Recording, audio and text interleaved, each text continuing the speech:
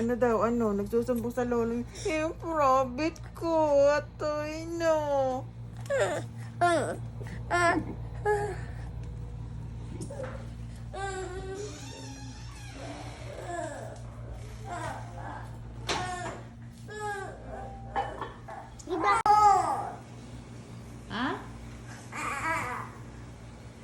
Sino kumain ng rabbit mo? Aso?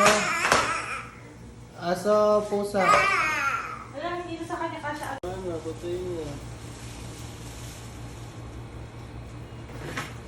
Wow. Putik-putik na siya. Nagputik, hirap hindi naman ano. Ayun, kalinis.